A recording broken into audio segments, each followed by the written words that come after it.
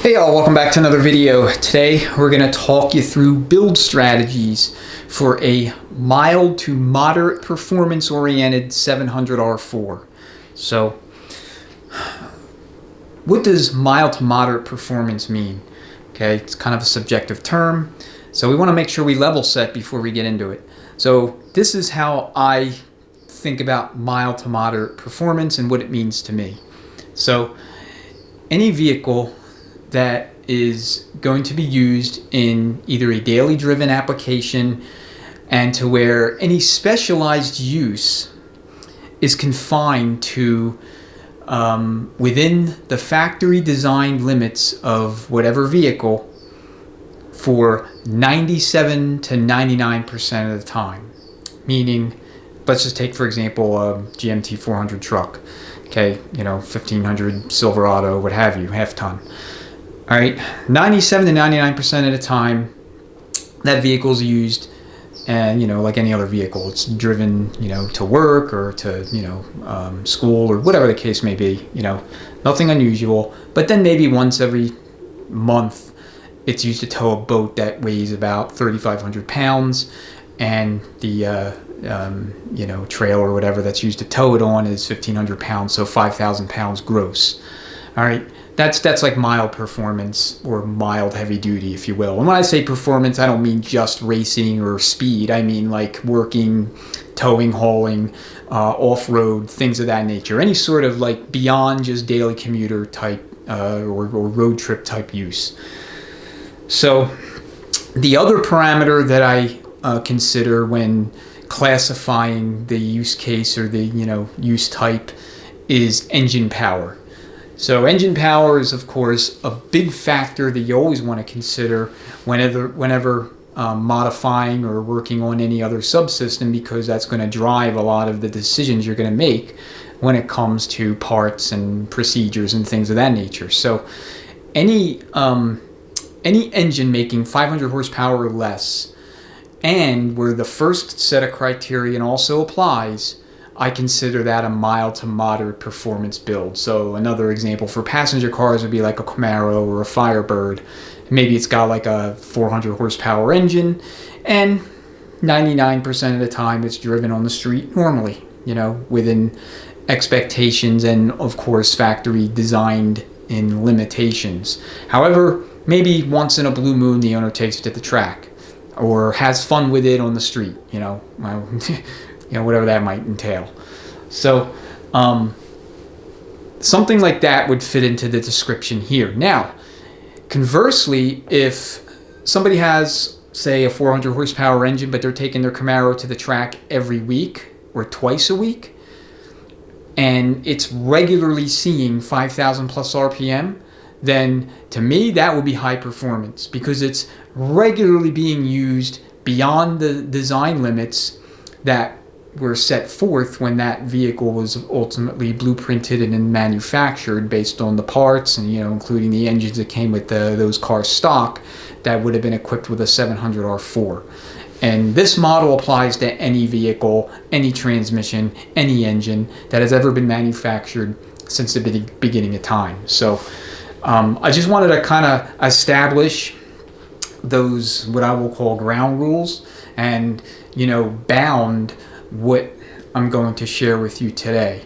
All right, so the last thing before we get into the particulars is that what I'm going to show you is just one possible approach that you could take. Okay, the parts that you're going to see are just one of many different options, and I'll discuss other possible substitutes or even upgrades depending on what you may have going on, because what you may have going on may be a little bit different than what you see here, but at least this general blueprint should give you some ideas for your own project in terms of what you want to put into the transmission and where you want to prioritize your dollars when it comes to the different parts based on how the vehicle is going to be used. Okay, so if you see something or here that you think so if you don't see something here that you think would be prudent to use, then put it in the comments.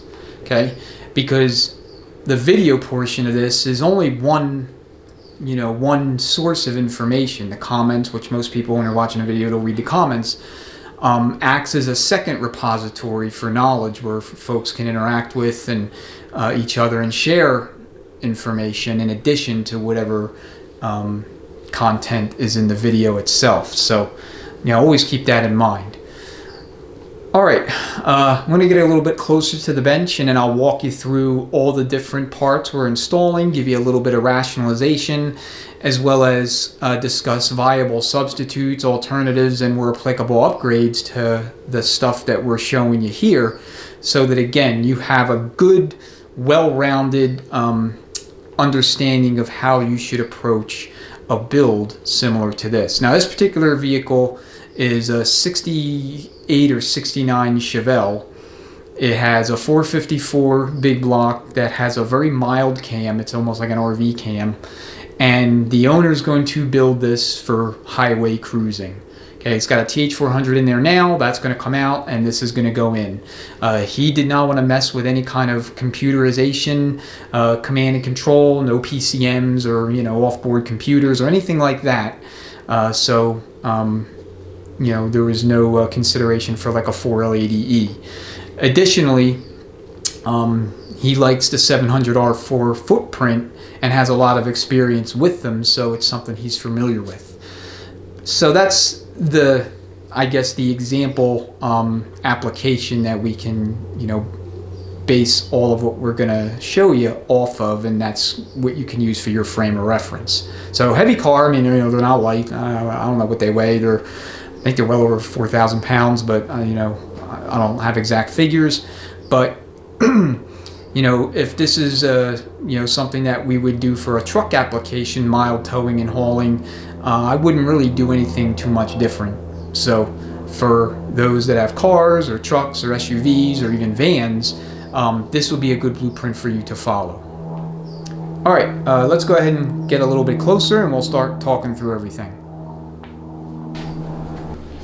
All right, so the way I have all the parts laid out, the front of the transmission and everything that goes in or on the belly of the case is in this kind of right side of the bench, and then as you move progressively toward the left, no pun intended, that's just the way it came out, we'll be looking at stuff towards the rear of the case. So off the bat, we have our bolts and small parts. So one thing I don't have right now, it's on its way, is a governor gear. So we'll start with the governor.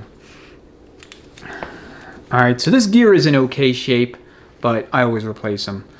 But when it comes to governor mods, from mild to moderate performance in a converter stall range of stock, which is going to be 16 to 1800-ish, up to about 2500, you really don't need to do too many things with your governor. But once you go beyond that, then you're going to want to start lightening up the secondary weights on those things. So if you're such that you're shifting routinely at 5,000 plus RPM, or at least that's where your engine is making a preponderance of its power, sometimes like in the closer to 6,000 RPM, then you're going to want to start thinking about governor modification kits. And Superior Tech makes one, and it gives you all kind of different springs and weights that you can use to recalibrate your shift points to match what the rest of your powertrain is trying to do. But for mild to moderate performance, it's usually not necessary. Usually. Okay, not always, but usually. All right. The one thing that appeals to my customer, and for this transmission, along with many other of my RestoMod customers, is the fact that you can run a late 700R4, but install an early 700R4 valve body onto it. And the reason you'd want to do that is so that you can install a mechanical lockup kit into the valve body itself. So that's the pump rings, grab their own box. So this is going to be the mechanical lockup kit that we're going to install into this valve body. So for all the 82 to 87 model year vehicles that took 700R4s, they came with valve bodies that are provisioned for a mechanical torque converter clutch control valve train. That means that you do not have to install any sort of internal, external, electromechanical lockup kit, nor do you need a PCM or some sort of command and control to achieve lockup in fourth gear. So for cruising, what you want to do, for those that are going to run a similar setup like this, is buy either Transgo or Superior's lockup kit and install the heaviest spring, the highest tension spring that comes into that kit, into your lockup valve. And that will give you lockup probably in the neighborhood of between 45 and 50 miles an hour in terms of road speed, and almost turn the 700 R4 into a 5-speed transmission, because you'll feel it come on, and you'll see the RPMs drop by anywhere from 300 to 400, maybe even 500 RPMs. It all depends on case by case basis, but from what I've seen, you pick up at least 300, typically, sometimes 400, and extreme exceptional cases even more than that. But the only thing you need to control when it locks is your right foot. So the other box that I grabbed is Transgo's Unbreakable Pump Ring Kit. This is a great kit. It's like $22, and it gives you a set of ductile iron pump rings and an improved slide spring. So this is a must-have, in my opinion, for any kind of mild to moderate performance as well as high performance. They have two different versions of this. They have a kit for anything that's going to see more than 5,000 RPM, and then a kit that comes with a slightly different spring for those that where the engine's not going to see much more than 5,000 on any kind of regular basis. So again, the factory rings can break. This is a great way to beef up the pump, at least for the pump body. Okay, and then we have our pump rotor and slide. So still on the subject of the pump, so we always want to machine our pumps. Okay, in a stock build, if you have minimal wear here, where you can see wear but you can't really feel it, and you're within clearance, then it's okay to run that. And same with this, it's okay to run it. But for mild to moderate performance, I want to start the clock at 0 in terms of the wear. Okay, I want no wear when this goes in. So you'll have your clearance. You'll want to stay between 1 and 1.5 thousandths for the rotor and 1 to 2 thousandths for the slide. And that's measured with just the rotor and the slide installed into the body. Okay, no support ring, no support O-ring, no vanes, no rotor guide, just the slide and the rotor and a straight edge or a micrometer, however you want to do it. Okay, the other thing that you want to do with the pump body is wallow it out to 5/16 of an inch. This is your drain back. Okay, it'll promote efficient drain back to the sump and improve overall circulation. So most 700 R4s and 4L60Es don't have a problem with this. The 4L80Es, very early in their life cycle, there were, I guess, elevated numbers of cases of front seals blowing out because of insufficient drain back in those earlier models, like 92, 91 through, let's just say 95, maybe 96. The center lube designs, it wasn't as prevalent. And it's not really prevalent all that much in 4L60Es and 700 R4s until the RPMs go up, until the engine power starts climbing. Once you see that, then you want to open that up and give yourself a little bit of an advantage there when it comes to draining fluid back to the sump. All right, I'll also deviate real quick and talk interchange. So if you notice here on the casting number, it is 8682132. Okay, for those of you that are knowledgeable, you've probably know that this is actually not a 700 R4 pump body. It's a 4L60E pump body for a 93 to 94 4L60E. These will retro to any year 700 R4 as far back as at least 1988, and it may go all the way back to 1982 and be fine. I just never tested it, so I don't want to say that definitively. But for those of you that are real knowledgeable and have a lot of experience on these, You know, you can confirm or deny that in the comments, but I know because I've installed them onto 700R4s that are of that second generation design, you know, 88 and up. All right, grab another pump body here and another one as well. So we have two other pump bodies. Okay, this is a 303 body and this is a 732 body. The 732 bodies are most commonly associated with their second gen 700R4s. The 303 bodies are typically seen in that late 84 to 87 regime. So all you really need to do to ascertain similarities or differences is just look at the worm tracks. Okay, so here's a 732 on the right and the 303 on the left, and I think I have them to where the worm tracks are lined up. And as you can see, there's no differences. Or if there are differences, they're not what I would call material.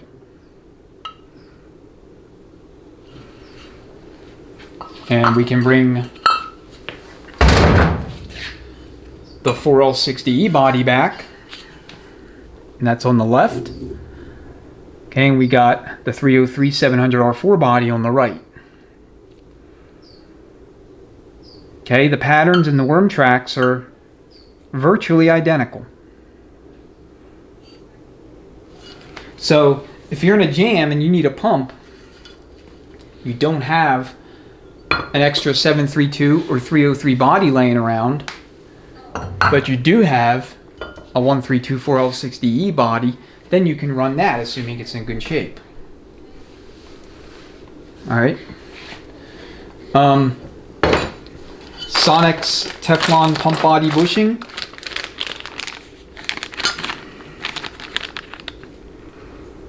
Okay, here's the part number. It's white, Teflon coated. I don't know if you can see that or not. And then you want to pair that with a rear stator bushing, which is somewhere on this bench. That is also made by Sonnax. Here we go. And that's this part number here. So this bushing in this rear location is vulnerable to excessive wear, and when it wears to the extent that you have a lot of blow-by of fluid, it's no longer quote-unquote sealing, then you may start to see converter clutch issues. And in 4L60Es, you will have trouble code P1870 for the 96 through I think 2003, and in 2004 and up I think they changed it to P894. I'm not sure offhand what the ODB1 equivalent is, but it's the same thing. It's component slipping.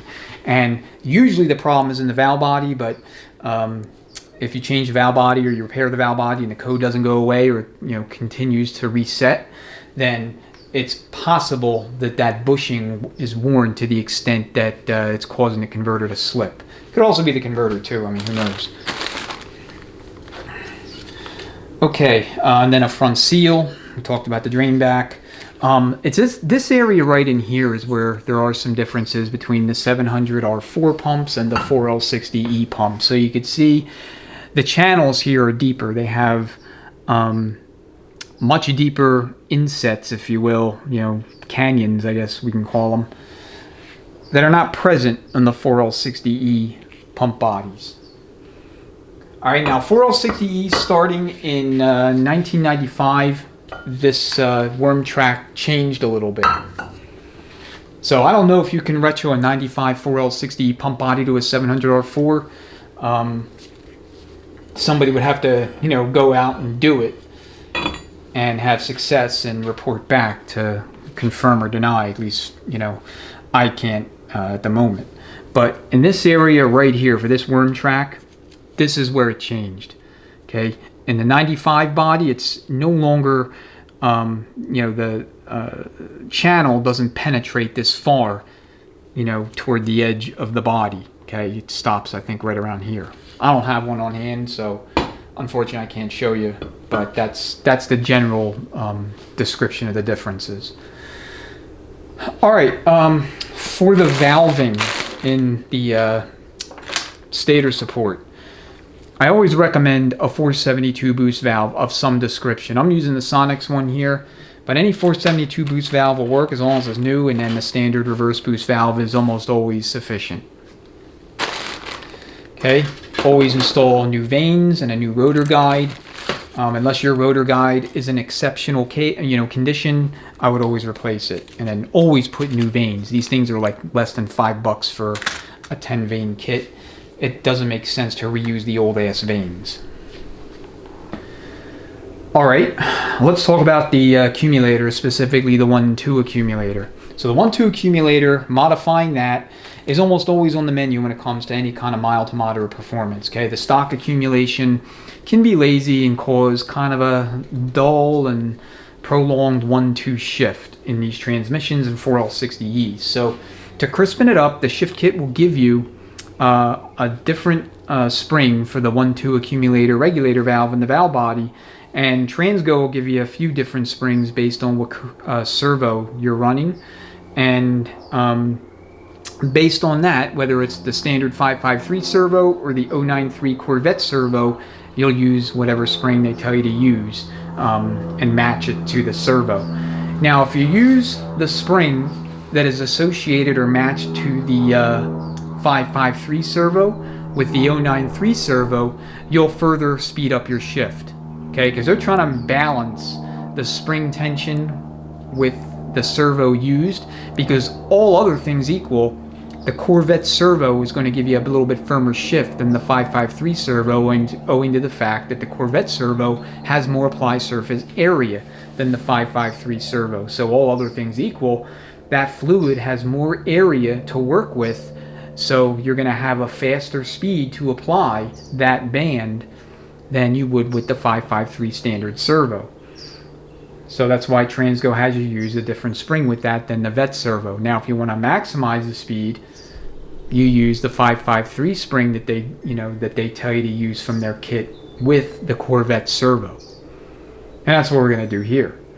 Now, you also calibrate shift speed with the orifice resizing in the spacer plate. So all of those things between the servo, the orifice sizing, and the plate, and what you do with the 1-2 accumulator are going to factor into how that 1-2 shift feels. Okay? And then there's a fourth factor, which is band clearance. And I'll talk a little bit more about that when we get to the reverse input drum. So those four things all factor into the quality and firmness and feel and speed of your shift. And that's true of 700R4s, and that's true of 4L60Es.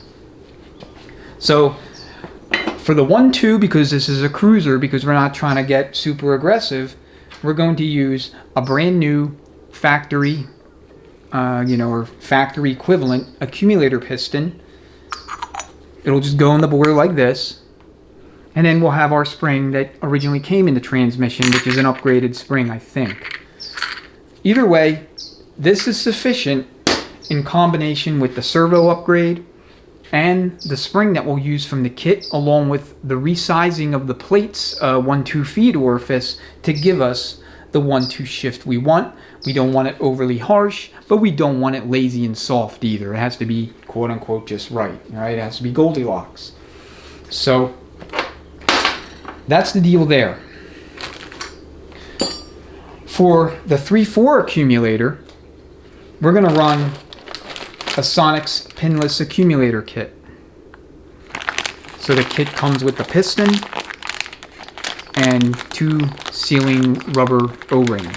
Okay, they're more or less square cut. It also will come with 2 different size check balls, because this piston is intended for use in either the 1-2 accumulator or the 3-4 accumulator. And in the case of the 1-2, you have to get rid of this pin here, so that means you got to punch it out. Now, you can't just leave this hole, otherwise you'll have a massive leak in the accumulator. So what you need to do is take one of those check balls, the larger one for a housing that's just like this, and the smaller one for the 96 and up 4L60E housings, and use that check ball they give you to plug that hole. Okay, so with respect to the pump, and I forgot to mention this, so we'll go back to the pump for a second. For 700R4s, You want to grind this inboardmost land all the way flush, just like this. Okay? What this does is it gives you full-time line to lube to all of your gear parts and throughout the transmission at part throttle. In the 4L60Es, they changed the design here in this part of the valve to have flats on this particular land so that full-time line to lube can occur, you know, out of the box, so to speak, for those transmissions. The 700R4s, you just do it with a grinder and you have it. No need to buy a special valve or anything like that. All right, the kit will come with a different pressure regulator valve spring for a little bit increase linearly for line pressure. And of course you have your larger ratio boost valve for when you get on it, so that line rise is commensurate with demand upon heavy acceleration. All right, new bushing in the extension housing you see there. For the auxiliary valve body, there's nothing you need to do there other than just replace the piston and put a new seal on it. And make sure when you go back with it, that little check ball, that 1/4 inch check ball that goes into the auxiliary valve body is installed. Okay, either 90 or 91, they started to capture this ball. In other words, it had a little cage that it sits in, and there's basically no way that, unless you destroy the cage on purpose, there's no way you could forget to install it. So if you're working with one of those really late 700s, then you have that advantage, I guess. All right, paper and rubber kit is standard. This composite gasket is fine. Whatever you do, do not install a rubber gasket. So this is a composite gasket. All right, the rubber gaskets that come in you know, filter and gasket kits you might buy at local auto parts stores like AutoZone or CarQuest or whatever, they tend to leak, and they're super sensitive to bolt torque, and some will leak no matter what it is you do. All right, the other thing I'll mention with respect to the 1-2 accumulator is the use of a thick base plate. This protects the separator plate from getting beat on and ultimately worn out by the spring. So, I mean, is it a must-do? Yeah, probably. I would say it's a must-do. I mean, you know, you can replace the plate with a Transgo plate too to prolong the life if you're not going to run one of those reinforcement plates, but I would put it in there. I mean, this one fortunately came with the transmission when it was disassembled, but if you don't have one, it's worth probably getting one and putting it on there. Alright, so we talked about pump bushings, we talked about the pinless accumulators. Sonnax also makes accumulator springs, and here are the different part numbers. Okay, this part number is going to correspond to a mild spring. In other words, this is what is used for most applications. Then for anything super serious, they have this super thick spring. Okay, and these are 1-2 accumulator springs. Although you can probably use them in the 3-4 position if you wanted to as well. Alright, let me think if there's anything else I need to discuss with the pump. I mean, obviously inspect the bore, make sure the sealing ring surface area is in good shape, no grooves, you don't want any of that in there. We talked about clearance, we talked about interchangeability. What other pump mods, if any,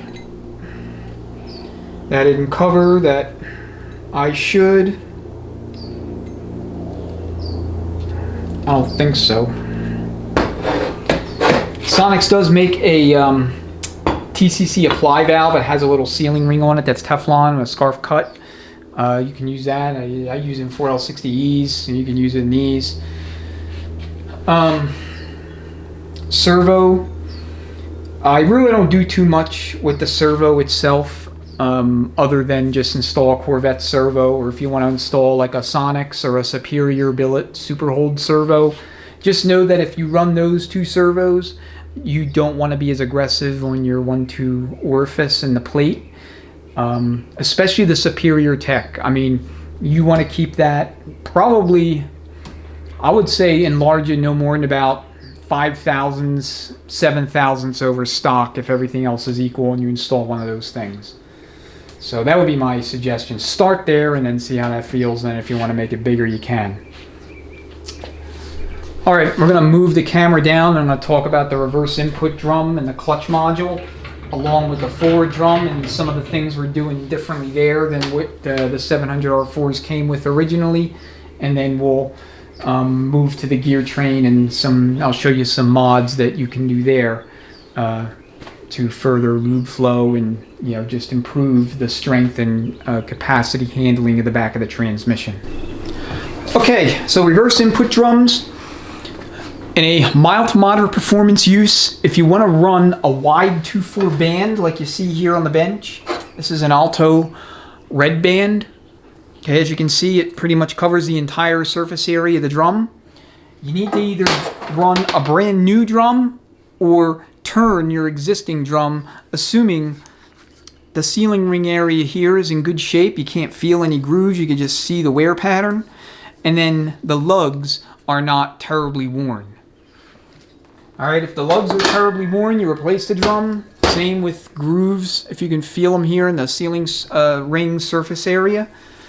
But if you have a drum that has some glazing on it, but when you put a straight edge and a flashlight behind it, you can't see any light coming through, or the amount of light is so small, it's like, damn near invisible, then what you can do is take some 400 grit sandpaper, just a sheet of it, and go along the drum. What I typically do is I'll put a towel on the bench, stick the drum on the towel, and then I'll just come with it just like this.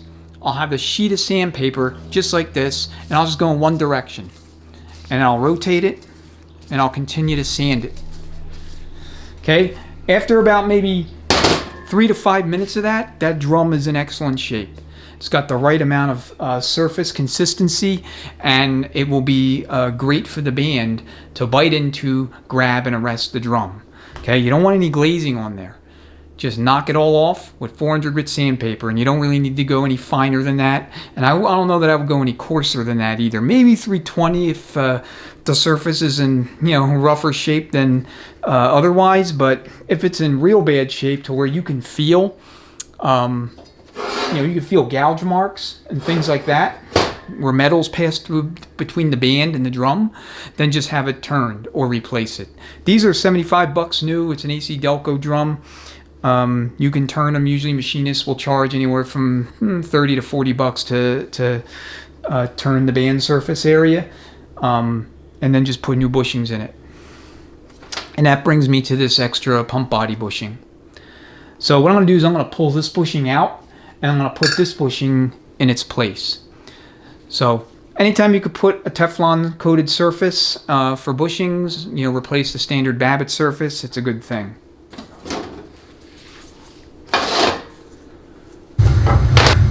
Alright, we're over at the other bench. We have a little bit more space to work with, so I'm going to briefly go over the importance of band clearance and how to set it up and check for it when it comes to setting up your 2/4 band. So I have the old drum. This is the drum that actually came out of this unit, and this is the band that came out of it. And so when you have your band and you have your drum, the relationship is going to basically look just like this. Okay, just like this when you're viewing it in the case. Alright, so when fully applied by the servo, the band is going to arrest the drum. It's going to stop it from moving, and you'll have a gear reduction either from first to second or from third to fourth in terms of ratio relative to engine rotation. So how you want to set up your band clearance is such that when you have your servo assembly installed, alright, and obviously there's no application of the band, you want to see between 1/8 and at most 1/4 inch of movement longitudinally on the drum like this. Okay, and this is a standard band. I mistakenly referred to it as a wide band. I think the color threw me off a little bit in when we're filming the teardown. But suffice to say, whether you're working with a standard width band or whether you're working with like an Alto wide band, the amount of movement is going to be largely the same. Okay, all right. So this amount of movement will allow the band to kind of hug the drum without actually dragging on it. And so this will correlate to a servo inboard travel somewhere between 75 and 125 thousandths. All right, it's not a 100% exact correlation, but it's close enough to where if you're within that range in terms of your servo travel, then you're going to see movement that's going to be within this general range on the band. Okay, and the general range here is between 1/8 and 1/4 of an inch. So if it's too tight, you'll have maybe 1/16 of an inch or less, and when you spin the output shaft in the opposite direction engine rotation, in other words counterclockwise as you're looking at it from the rear of the transmission, you're going to feel drag here. So what I always tell people is when you have no servo installed, go ahead and spin the shaft. And if you're doing this, with the transmission in the vehicle, you're going to spin the drive shaft, so make sure that the transmission's in neutral. Just go ahead and spin the drive shaft counterclockwise as if you were in reverse, and that'll give you a good baseline feel for what no drag should feel like. Then when you install your servo, you're gonna check your band clearance, and then you're gonna spin it again. Okay, if you feel a noticeably greater amount of drag, then you need to make some adjustments. And the usual way to do that, if it's too tight, is to simply grind the pin. Okay, grind your servo apply pin until you get this amount of travel. Now, if it's too loose and it's like this, then there's a couple of ways to approach that problem. You can either shim the servo assembly using the golden rings that Transgo gives you in their shift kits, or you can simply install a longer pin. There's 3 different lengths that I'm aware of. There is the pin that has no grooves at the tip of it. That's the longest pin possible. Then there's a single groove pin, a double groove pin, and a triple groove pin. So I guess there's 4 possible lengths. Okay, and one of those 4 should work. If it doesn't, and I've ran into that too, where I had to literally use the longest pin available and shim it with one of the golden rings that Transgo provides. It's not common, it's not often, but I have had it happen. If you're on the Sonnax Super Hold servo, they give you an over-length pin, knowing that you have to grind it, to the proper length. So you should never have a problem achieving the correct band clearance and servo travel with one of those kits. Hey, the Superior Tech kit does not give you a pin, so you'll have to reuse the factory pin. Okay, I soak all my bands. I don't soak my frictions, but I do soak my bands. If you're curious as to why I don't soak my frictions, you could check out why I don't soak my frictions, the video that I have on the channel, and I go through the rationalization as to why I don't do it. Long story short, it's really a quality control device. So when you have the case fully assembled and you spin the input shaft, it should spin nice and freely, no matter what transmission you're building. If it doesn't, you have some problems, somewhere in the case. So that's why I don't do it. If all the frictions were laden with fluid, it would be a lot harder to turn, and you may miss some things. Anyway, if you want more details on that, check out that other video, but that's in short why I don't soak them. All right, so for the 4 drum, what we're going to do is for all the other clutch packs in the transmission, and I guess not limited to the 4 drum, but everywhere else other than the 3/4 pack, we're going to use Alto high energy frictions. Okay, these are great frictions. This is a great clutch module. I use these pretty much in every build now for 700 R4s and 4L60Es because I can get them for the same price as the factory spec stuff. So if I can get them for the same price, why in the world would I use the factory level frictions, right? So all my transmissions lately, at least for GM, have gotten these frictions. So that's TH400s, 700 R4s, 4L60s, 4L80s. Just those. TH350s also. So we pair that with bonded steel and rubber pistons for a 97 and up 4L60E. Okay, these are the OEM bonded pistons for all those transmissions, along with the late model return spring assembly. So this is the part number for that. It's 24206085. Okay, you must have this spring assembly for use with the bonded pistons, not the open style return spring that you see in the 700R4s and very early 4L60Es 93 through 96. Okay, so it's got a retainer here and a retainer up here.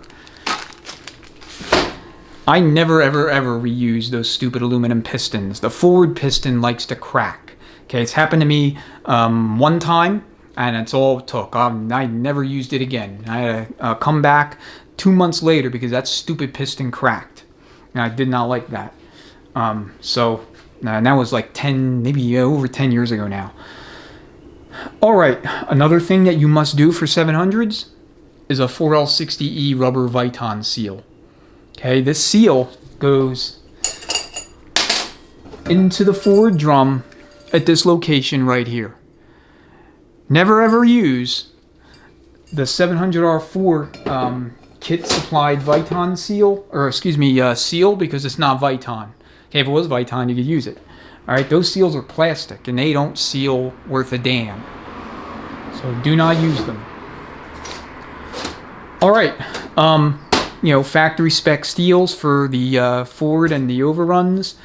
For anything that's going to see a lot of towing, a lot of heavy duty use, or some racing, upgrade to choline steels everywhere you can in the transmission. So that's your overrun steels, your reverse input, and your low reverse, as well as your 3/4 pack. So, and I think that they actually make kits now for the entire steel module, all choline. So if they do, put it in there. I know I get them individually, but I think they make a whole kit that where you just buy one kit and it'll have all choline coated or lindered steels. All right, for the 3/4 pack, we're going to be using an Alto Max pack, or Power Pack, I should say. So these are Alto Reds. They're a good clutch for mild to moderate performance use. If this was real high performance and we were doing racing, then these would be Rebestis Blue Plate. An alternative to these are the Rebestis Stage 1 frictions, or even just simple Alto High Energy frictions, okay? I have the Alto High Energy clutch module in my personal vehicle. It's a 03 Tahoe. And, I mean, 50,000 miles on the last time I rebuilt it, trouble-free. So these steels and these frictions are 63 thousandths thick. And there's 9 of them in here. So you have 9 frictions and 8 steels. So you got 1, 2, 3, 4 here. Another 2, that's the factory spec. And then you have your additional 3. Okay, you want to run these down to about 35 thousandths. And they give you some anti-drag springs so that you don't drag when you're in first and second gear. All right, they also give you a real thin snap ring. And then I have a variety of apply and backing plates on the bench, and I have like tons more in the drawers. So however I need to, I can mix and match these plates to get the clearance I want. So if you're building the 700R4 4L60E for the first time, and you want to run a max pack, you probably want to have maybe a couple of extra, different thicknesses of apply plate, or backing plate, so that if you need to, you can mix and match to get your clearance dialed into where you want it. All right, another add that you want to consider for anything that's going to see a lot of high RPMs is going to be Transgo's high rate return spring kit. Okay, that installs into the forward return spring assembly and the 3/4 return spring assembly. So the 3/4 assembly, there's a few different versions of this. Okay, it doesn't really matter which version you run. If it's not going to see a lot of high RPMs, like this is not ever going to see any more than about maybe 5,000 absolute max, you don't need to run that kit. But if you're routinely going to be operating at like 5,500, 6,000, 7,000, then I would put it in there. It's just a good measure for preventing centrifugal apply of the 3/4 pack when you're driving through the 3/4 clutches in gears 1 and 2. All right, another option for you too is a Sonnax reinforcement sleeve. It presses onto the inner stator portion of this drum. Okay, so again, Something I use for very high performance applications, I'll pair that with high rate return springs, and that will cover my bases. Now, if engine power is going to be more than about 600 horse, then I don't even use a factory drum anymore. At that point, we're using a Smart Tech drum, and that comes with that sleeve and, you know, a whole host of other design features that make it a much more robust piece of kit than anything from the factory. All right, forward drum. One thing I'll make mention, because we're talking 700 R4s, and, you know, I mentioned this in my 700 R4 4L60E input drum changes and differences video, but it's buried in there, so I'll mention it here. If you're mixing and matching and swapping parts, and one of those parts is the input drum, you want to pay close attention to the casting numbers. Okay, this is an 097 drum, and the 4L60Es, they come with a 716 drum, and that's the same drum, the same casting number, the same architecture used from 1993 through 2013. Nothing about the drum changed. Nothing. Okay, the shafts changed, you know, a bunch of times, but the drum itself never changed. So previous to this, there were at least two other drum designs. There was a 368 drum in the very early era, you know, that kind of 81 through, or excuse me, 82 to early 84. And then they had a 152 drum that went into production in late 84 through 1987. So the differences between the first two drums I mentioned and these last two drums is the orifice sizing for your forward feed. Your 368 and your 152 drums for 1982 through early 1987, they had an orifice size feed of 3 millimeters. These drums, 097 and 716, they had an orifice sizing of 6 millimeters. So if you put an 097 or a 716 drum into a non-auxiliary valve body 700 R4 that doesn't have the forward accumulator, then you will have a harsh to extremely harsh garage engagement into drive. So when you throw it from park into drive or from reverse into drive, it's going to be very harsh. So just be aware of that.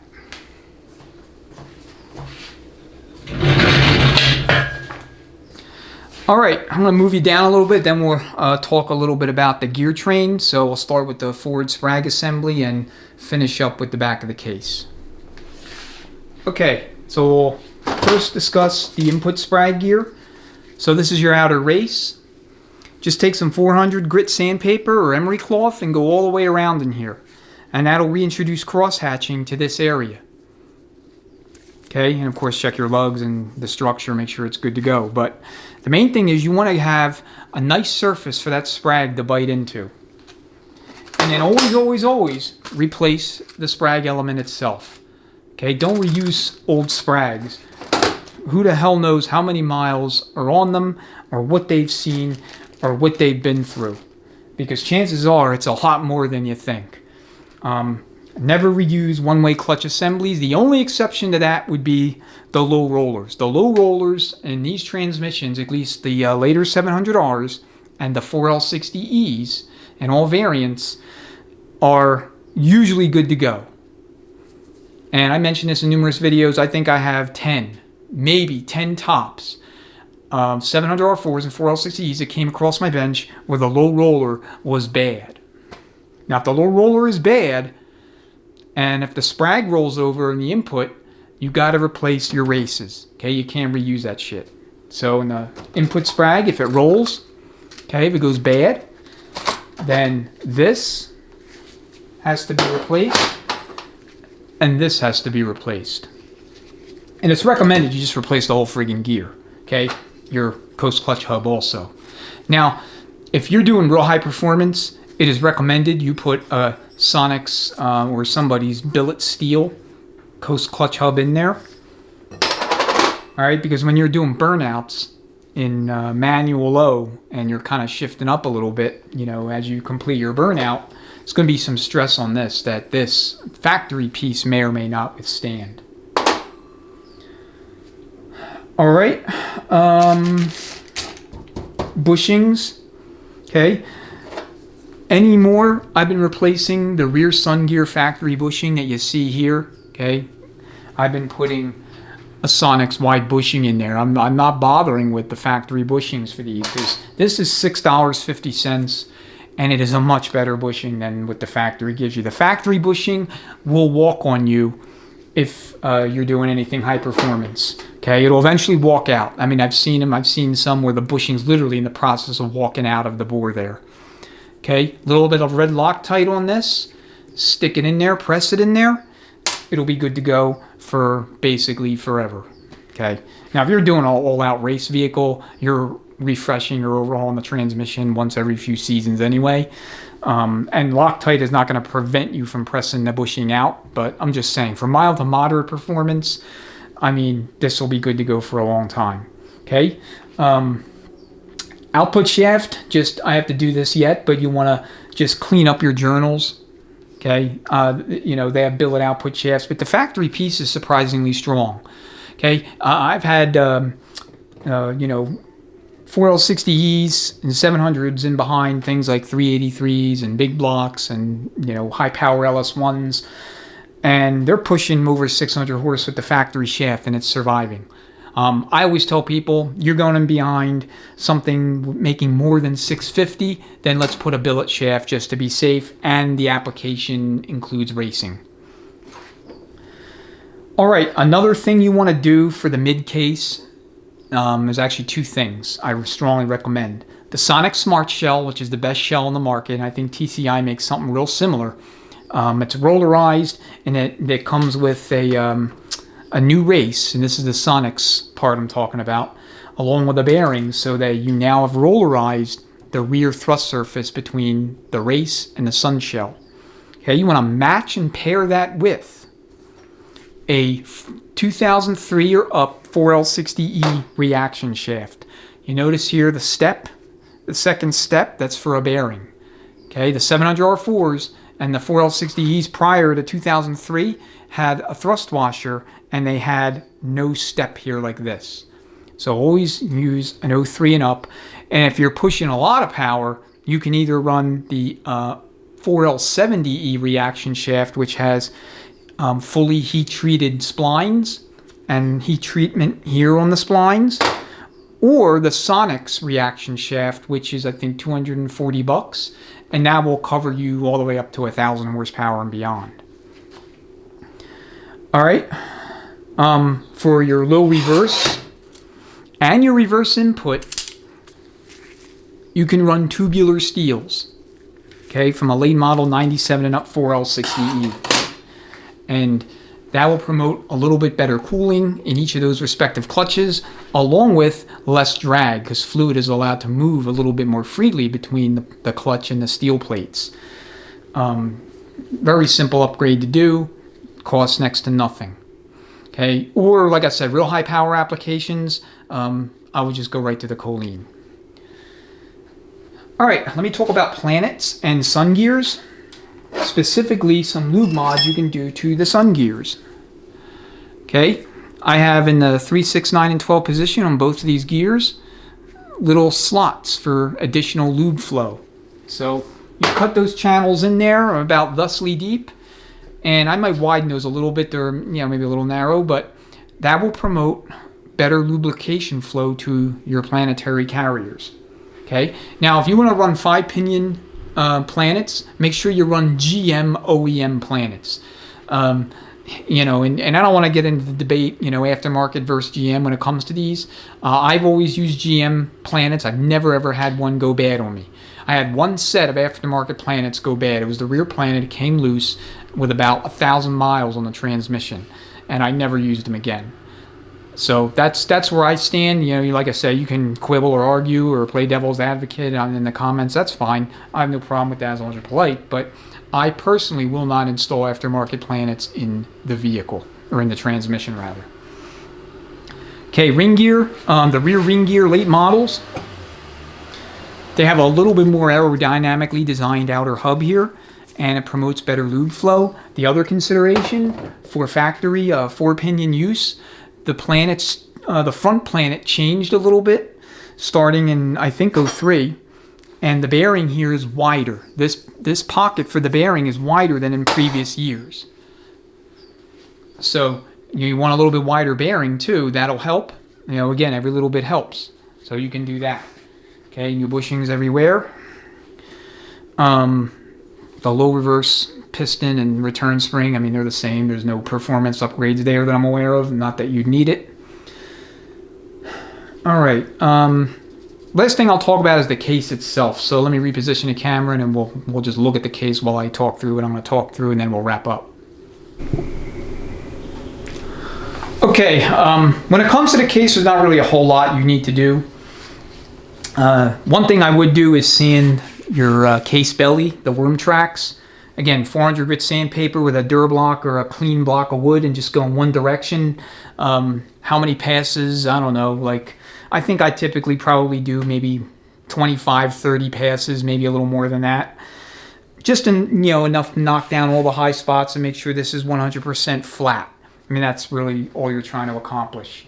You can paint the case like I have here. When this came in, it was looking a little gamey, looked like shit basically. So I wanted to put a fresh coat of paint on it. So that's what I did. When it comes to painting the case, no matter what color or whatever you want to do with it, just mask everything off. Okay, I see a lot of people, they paint the fully assembled transmission, nothing's masked off, there's overspray everywhere, and it looks like crap. So if you're going to paint the case, mask everything off, preferably paint it when it's all torn down and bare like this.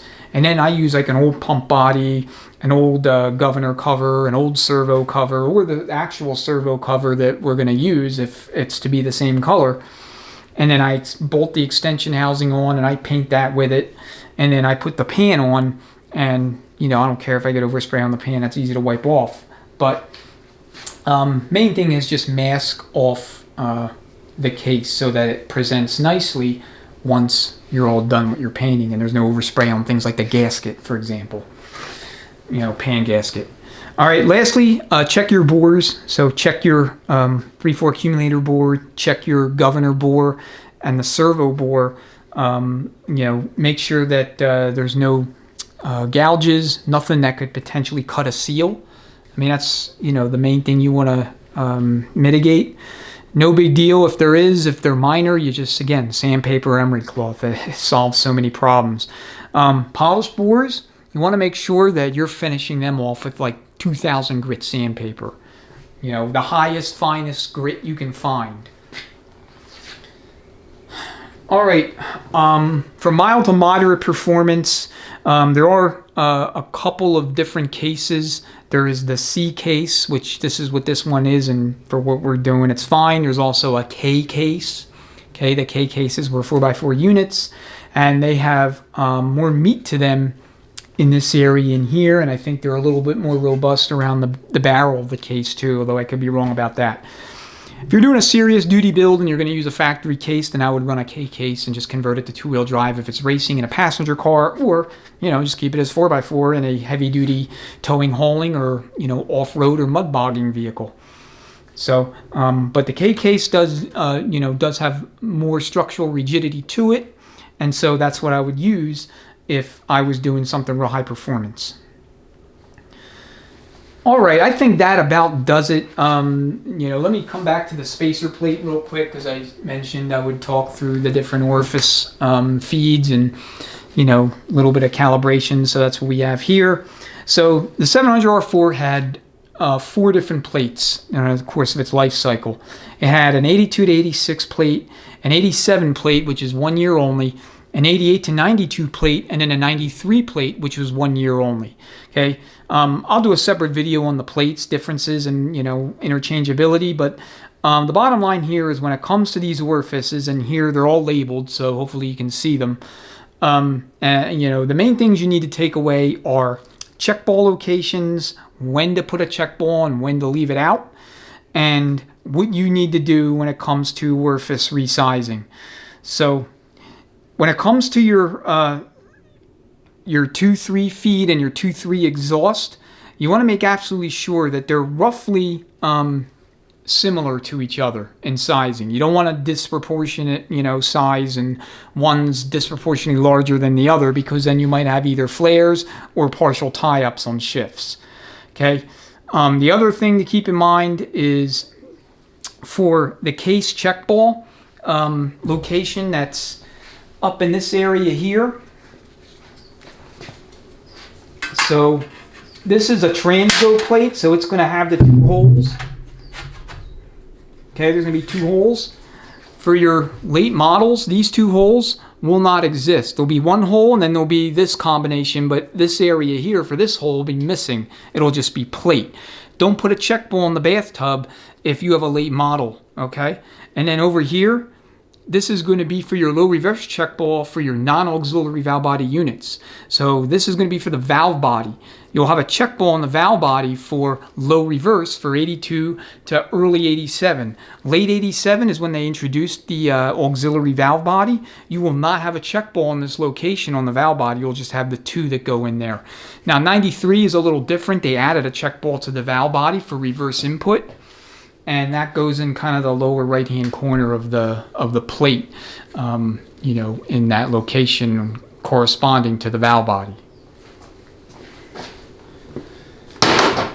All right, you can get the instructions off Transgo's websites for their plate. They give you a couple of slugs to pound into certain orifices based on whether your valve body is an early or first design or a second design. And so you'll want to install those if you need to. All right, I think that about does it. Like I said, the intent of this video is to give you some ideas around approaching your build strategy, what to consider for parts based on application, with the premise here as a stock to mild to moderate performance. I'll do a separate video on high performance 700R4 blueprints when one comes in, so that you can have that information as well. But hopefully all of this information shared here helps you with your build. If you have any questions, comments, go ahead and leave them below, and I will respond as soon as I can. Otherwise, as always, thank you so much for all your viewership, especially if you made it this far into the video. It was a little longer than I originally planned for it, but again, I can't thank you enough for your time. So until the next video, we'll see you then. Take care. Enjoy the rest of your day or evening. All right. Chat soon.